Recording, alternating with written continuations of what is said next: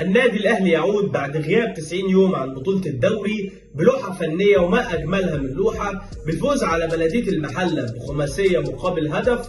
خلونا نبدأ. دخل النادي الاهلي المباراه بتشكيل: في حراسه المرمى مصطفى شوبير، 4 في خط الظهر محمد هاني وعبد المنعم ورامي ربيعه وعمر كمال، 3 في نص الملعب امام وقفشه وكريم نيدفيد، والمثلث الهجومي رضا سليم وكريم فؤاد واسامه ابو علي. اوعى تقول المباراه كانت سهله على النادي الاهلي، اوعى تفكر التفكير ده. النادي الاهلي نزل مطبق اسلوب لعبه، نزل ضغط عالي، نزل الخطوط قريبه من بعض، نزل في لا مركزيه ما بين اللعيبه، شويه تشوف رضا سليم ناحيه اليمين شويه تشوفه ناحيه الشمال. هو ده اللي ادى الافضليه للنادي الاهلي. وفي اول 5 دقائق تمريره ولا اروع من رامي ربيعه بيستغلها مهاجم. هو ده مهاجم لحد دلوقتي، والفينش اللي شفناه والاسلوب والستايل اللي لعب بيه وسام ابو علي، لا مهاجم. الفينش اللي خلص بيه، لا مهاجم. بوش رجلك وفي الارض، صعب على اي حارس. دي لو مع اي لاعب تاني كنا اكتشفنا فيزياء جديده في كره القدم مع ترقيص مع مش عارف ايه، وفي الاخر الكره كانت ضاعت. انما من لمسه واحده الدنيا خلصت والموضوع سهل. سيطره كبيره للنادي الاهلي، استحواذ في نص الملعب النادي الاهلي، في ظل استحواذ النادي الاهلي على الكوره وفي ظل استحواذ النادي الاهلي على نص الملعب. كره من ناحيه الشمال رضا سليم عرضيه يشوطها قفشه تتصدى في الدفاع، يقابلها كريم فؤاد بوش رجله حته كده، يعني حته بسبوسه من كريم فؤاد. الهدف الثاني للنادي الاهلي في الدقيقه 14. حرفيا هو المباراه ككوره ما فيهاش كلام كتير، فنيا مش هتتكلم كتير، لان انت بتتكلم النادي الاهلي راح ب5 تسديدات على المرمى، سجل منهم 5 اهداف. صدق او لا تصدق، يعني النادي الاهلي راح ب5 اهداف على المرمى، سجل منهم 5. تخيل، رغم تواجد ثلاثي نص الملعب سواء نيدفيد او قفشه او امام. وقفشه هنا دوره صانع لعب او مركز 10، والمفروض كنا شفنا امام مركز 8، الا ان امام كان هو اللي بيقوم بدور 10 وكان بيقدم الدعم للثلاثي الهجومي سواء رضا او كريم فؤاد او اسامه ابو علي. وكان هو بنسبه كبيره اللي متحكم في رتم المباراه. لما كان الكره تتنقل ببطء في نص ملعب النادي الاهلي من النص الدفاعي للنص الهجومي، كان امام عاشور لازم ينزل بنفسه ويستلم هو كورته ويرفع عينه ويبص. وده شفناه بالهدف الثالث بتاع رضا سليم، تمريره ولا اروع من نجم النادي الاهلي امام عاشور بشماله من نص ملعب النادي الاهلي. هدف ثالث لرضا سليم. النادي الاهلي بيقدم شوط اول مثالي، شوط فيه استغلال للفرص ب3 اهداف، 3 فرص راح بيهم النادي الاهلي قدر يسجل 3 اهداف. ضغط عالي بيقدمه النادي الاهلي، خطوط قريبه من بعض، لا مركزيه اللي شفناها في الشوط الاول. شوط اول فعلا مثالي للنادي الاهلي. وبدا النادي الاهلي الشوط الثاني مسيطر مستحوذ، تيجي ضربه جزاء لنجم المباراه امام عاشور في الدقيقه 48. كان نفسه يدخل يشوطها بس هو الجهاز الفني قال لا، هي لا طبعا.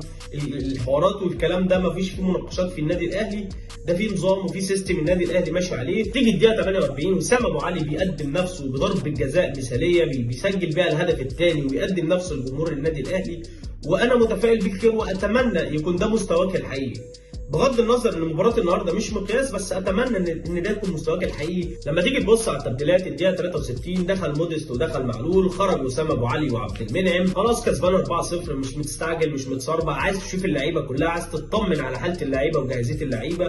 انا مستغرب حته التبديل في الدقيقه 63 من كولر، يعني ما بتحصلش. حتى لو كنا كسبانين 1 و2 و3، حته ان انت بتبدل في الدقيقه 63 لا دي حاجه ايجابيه بالنسبه لمارسيل كولر. نيجي لتاني تبديلات النادي الاهلي في الدقيقه 69، دخل الثنائي واكرم توفيق وخرج امام وخرج هاني. امام نجم المباراه، وزي ما قلت لك النادي الاهلي مش مدي فرصه لبلديه المحله حتى تفكر او تمسك كوره تلعب معانا، مفيش الكلام ده. تمريره من علي معلول لمحمد مجدي قفشه، ثرو باص ولا اروع لانطوني موديست. والحمد لله في الدقيقه 73 النادي الاهلي بيسجل 5 اهدافه واخر اهداف المباراه. واخر تبديلات النادي الاهلي حسين الشحات مكان كريم فؤاد في الدقيقه 82، وقفل المباراه على كده. 5 تسديدات ب5 اهداف، هو ده اللي بنتكلم عليه، استغلال الفرص، ان انت تحاول كل كره تروح بيها. مش معنى كده ان انت كل ماتش تروح ب5 كور انا عايزك تجيب ال5، لا، بس حته استغلال الفرص دي لازم تبقى مهمه قوي عند لعيبه النادي الاهلي. مش تروح ب5 كور وتضيع لي منهم 6.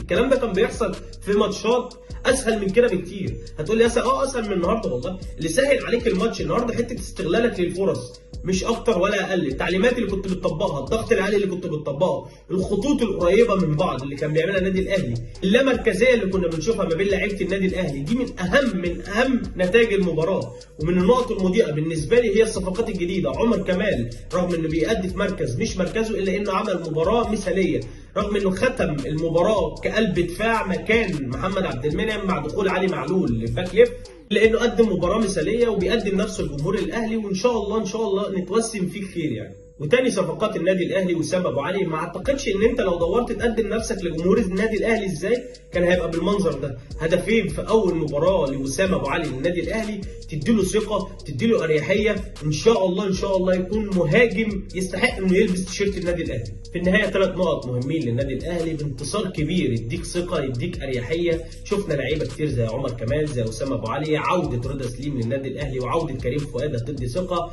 لازم لعيبه كتير تقعد دكه، لازم لعيبه ثانيه تاخد فرصه عشان تقدر تحكم عليهم.